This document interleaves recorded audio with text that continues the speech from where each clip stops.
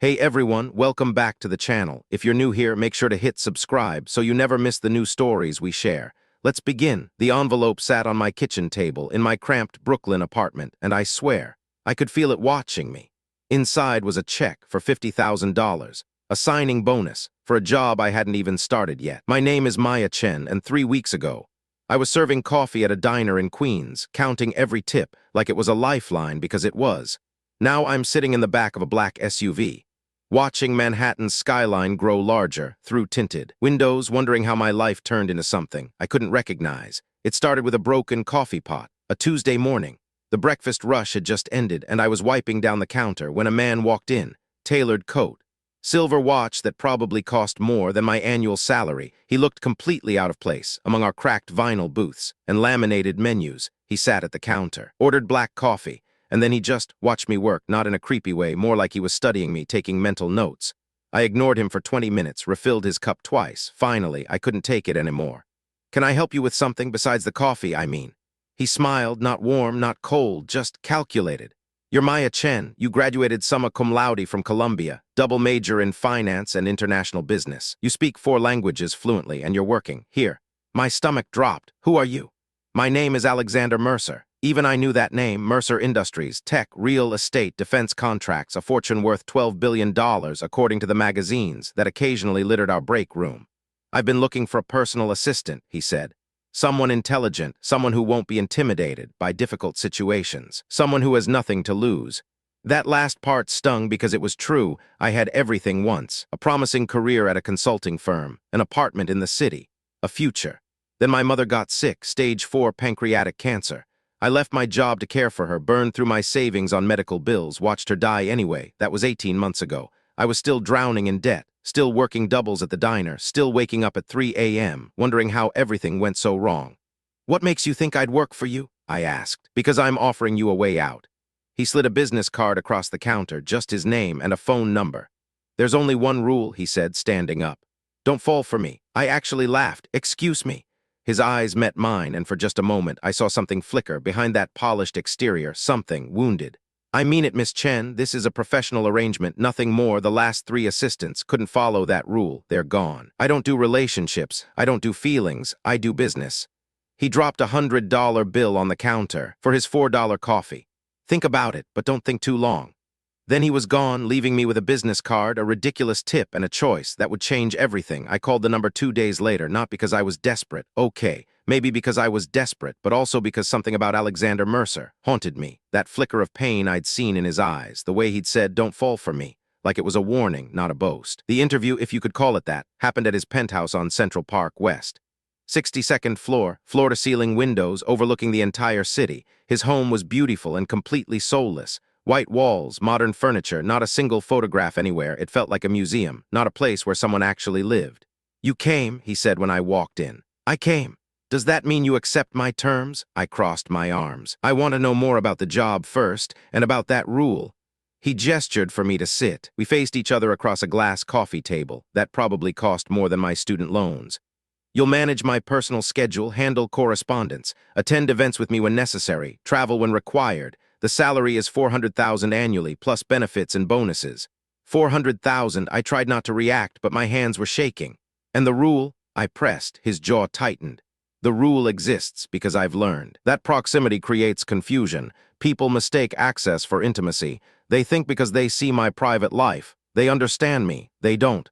And when they try to get closer, things end badly for everyone." "What happened to the last 3 assistants?" He stood up and walked to the window, his back to me. The late afternoon sun silhouetted his frame. "The first one sent me love letters for 6 months after I fired her. The second one sold stories to tabloids about our supposed affair, complete fabrications, but damaging nonetheless. The third one showed up at my mother's funeral and tried to hold my hand in front of the cameras." I flinched.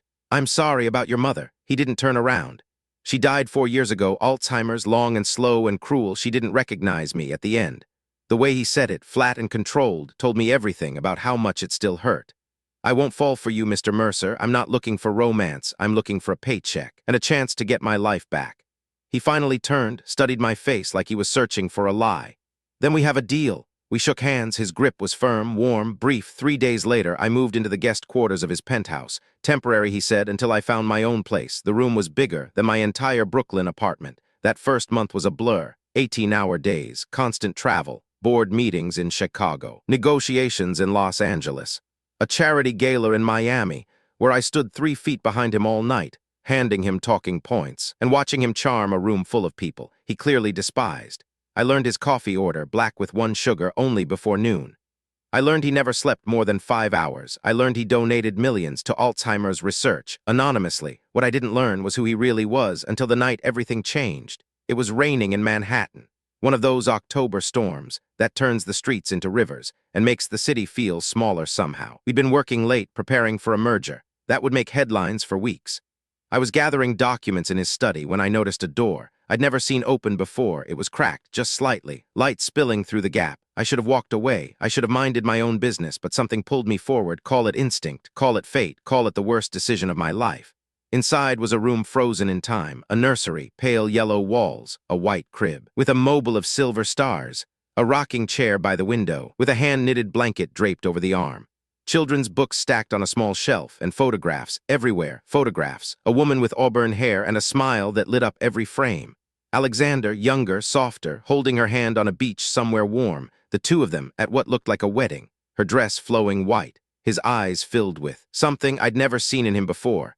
Love, genuine, unguarded love, and then the other photos, the ones that made my breath catch. The woman, pregnant, glowing, her hands resting on her swollen belly, a sonogram pinned to a cork board. Baby Mercer, 20 weeks. I heard footsteps behind me but couldn't move. You shouldn't be in here. His voice was ice. I turned to face him, and what I saw broke something inside me. Alexander Mercer, the man who commanded boardrooms and bent markets to his will, looked completely shattered. I'm sorry, the door was open. I didn't mean to. Get out. Alexander, please, don't call me that. His voice cracked. You don't get to call me that. You don't get to stand in this room and look at her and say my name like you know me.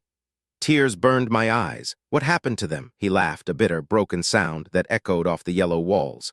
Her name was Caroline. We met at a charity event in Boston. She was a pediatric nurse. She used to volunteer at children's hospitals on her days off. She was the most genuinely good person I've ever known. Picked up a photograph from the dresser, the wedding photo. We got married after 6 months. Everyone said it was too fast. They were probably right, but when you find someone like her, you don't wait, you hold on. His hands were shaking. She got pregnant a year later, a girl. We were going to name her Elizabeth after my mother. I built this nursery myself, every piece of furniture, every brushstroke of paint. The rain hammered against the windows. Neither of us moved. She was 7 months pregnant when it happened. A car accident on the Brooklyn Bridge. Some drunk driver in an SUV. Caroline died on impact. Elizabeth never took a single breath outside her mother's body. The photograph slipped from his fingers, glass shattered on the floor. That was 6 years ago, and I haven't let anyone close since. I cleaned up the broken glass while he stood by the window, statue still. Neither of us spoke for a long time. Finally, I said the only thing I could think of. I'm not going anywhere. He turned slowly. His eyes were red, but dry, like he'd forgotten how to cry years ago. You should, everyone does, eventually. Then I'll be different. It was reckless to say, unprofessional, probably exactly what he'd warned me against, but in that moment, standing in the ghost of his daughter's nursery, I didn't care about rules. I cared about him, not as a boss, not as a billionaire, as a human being who'd been carrying an impossible weight for 6 years. Something shifted between us that night. A door that opened and couldn't be closed again over the following weeks. Walls came down slowly. He started talking to me, really talking, about more than schedules and meetings. He told me about growing up poor in Cleveland, his mother working 3 jobs, his father walking out when he was 8. He told me about building his company from nothing, about the loneliness of success. And I told him about my mother, about the guilt I still carried for not being able to save her, about the nights I lay awake wondering if I'd done enough, given enough, loved enough. You did everything, he said one evening, on the balcony overlooking the city lights. That's what love is, everything.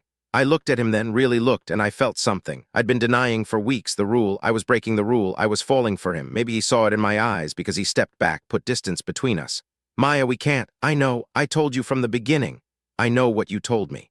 My voice trembled. And I know why. Caroline, Elizabeth, you think if you let someone in again, you'll lose them, that it's safer to be alone.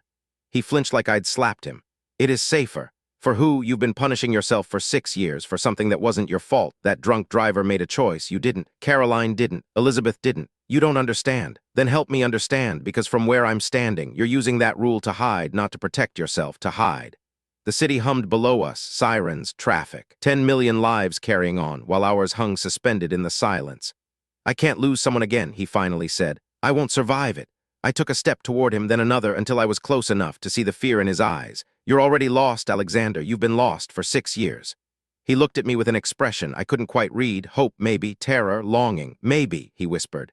"But you're the first person who's made me want to be found." We didn't kiss that night on the balcony. We didn't need to. What happened instead was quieter, deeper.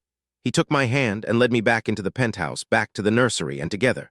We sat on the floor of that room, frozen in time, surrounded by photographs of the life he'd lost. He talked until sunrise about Caroline's laugh, about the names they'd debated for the baby, about the future they'd planned, a house in Connecticut, summers on Cape Cod, growing old together on a porch somewhere. And for the first time in 6 years, he cried, not silently, not controlled, real, gasping sobs that shook his entire body. I held him through all of it, this man who commanded empires, crumbling in my arms like a child. When the sun came up, something was different. He wasn't healed. Grief doesn't work like that, but he was lighter somehow, like confessing to me, had released a pressure that had been building for years. "I want to try," he said, his voice hoarse. "With you, but I'm terrified."